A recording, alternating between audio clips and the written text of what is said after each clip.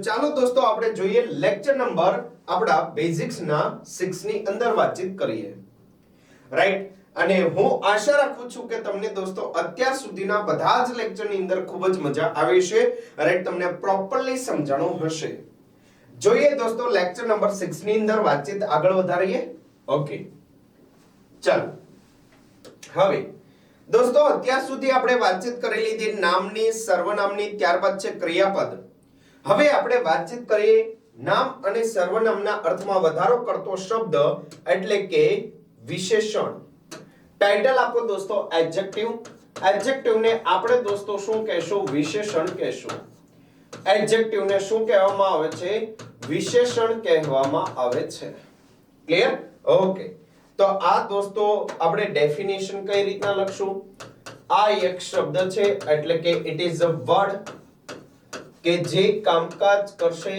કે which adds શું add કરશે તો કે મીનિંગ એડ કરશે કોની અંદર તો કે ક્યાં તો એડ કરશે કોઈ એક નામમાં અથવા તો દોસ્તો એડ શાની અંદર કરશે સર્વનામની અંદર અને જો એ આવું કામકાજ કરે રાઈટ તો એને આપણે શું કહેશું તો કે એને આપણે કહેશું વિશેષણ બોલે તો એડજેક્ટિવ એડજેક્ટિવ ઓકે ચાલો એક્ઝામ્પલ જોઈએ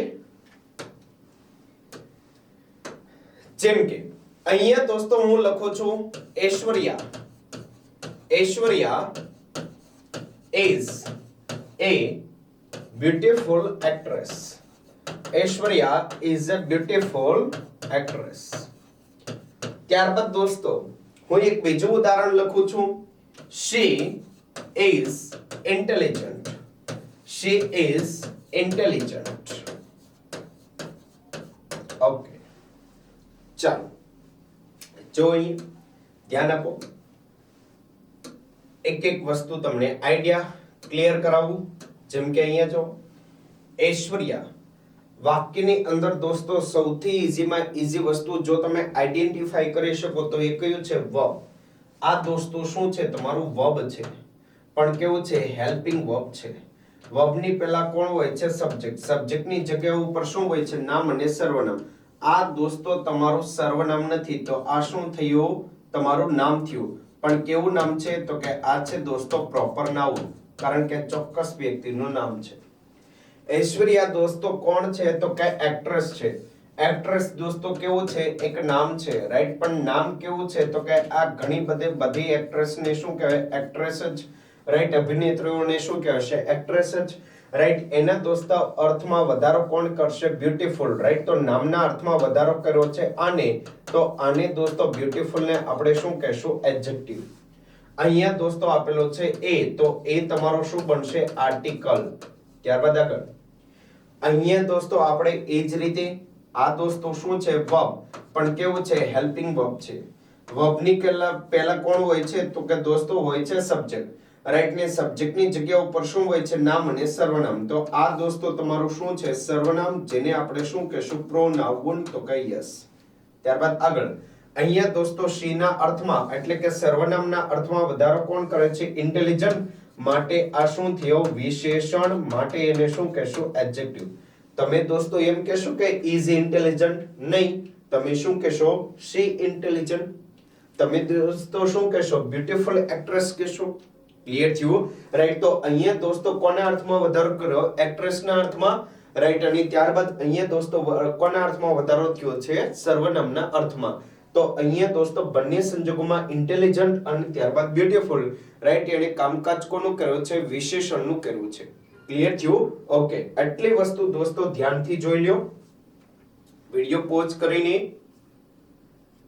જો દોસ્તો અહીંયા એક સરસ મજાનો એડજેક્ટિવ નો પોઈન્ટ તમારી સાથે ડિસ્કસ કરવા જઈ રહ્યો છું ધ્યાન આપજો ઓકે ચાલો જો અહીંયા સમજો હું બે સેન્ટેન્સ લખું છું કે ભાઈ મેં અહીંયા લખ્યું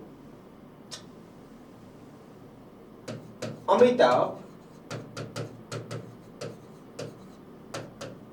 is an actor અને ત્યારબાદ હું લખું છું અક્ષય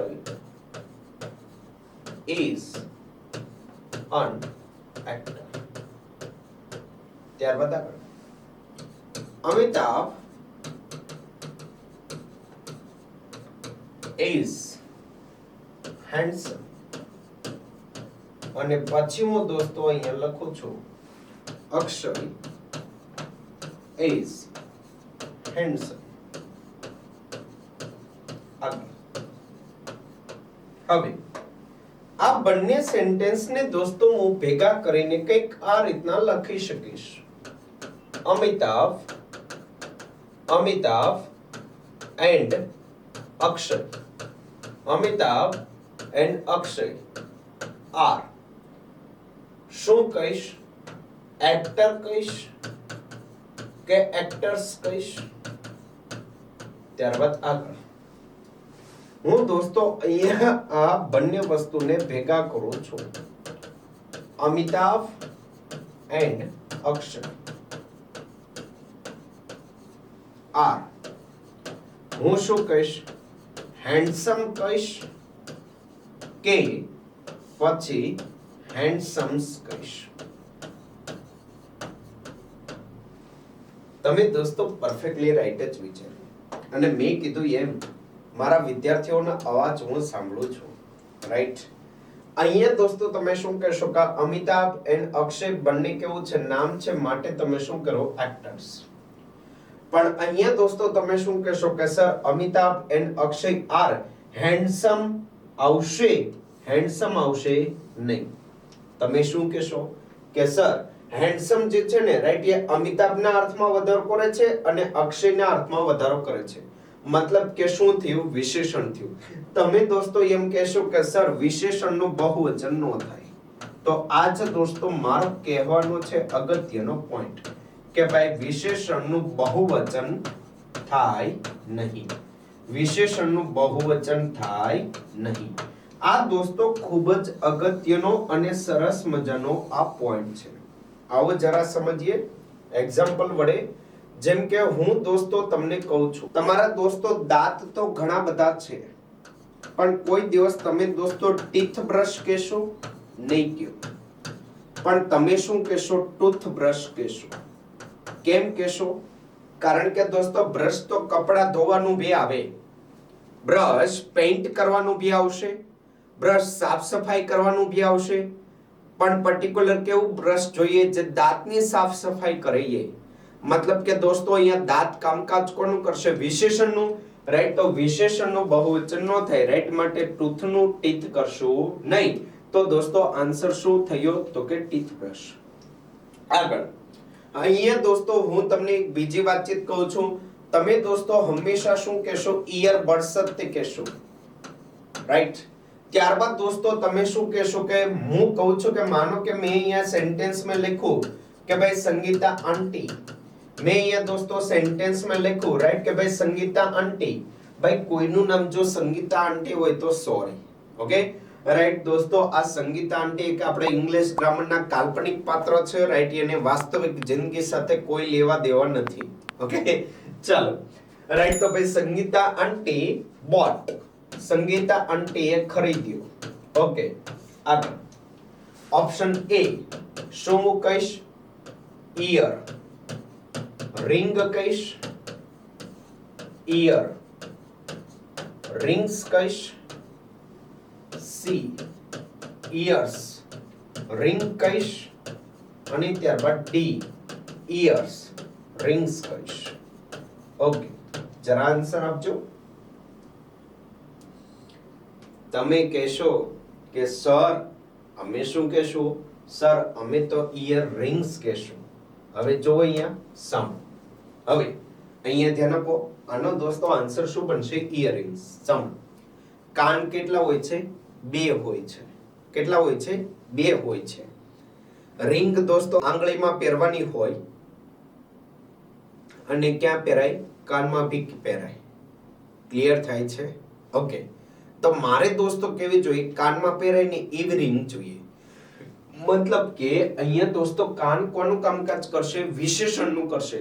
પણ તમારે રિંગ કેટલી જોઈએ છે? 2.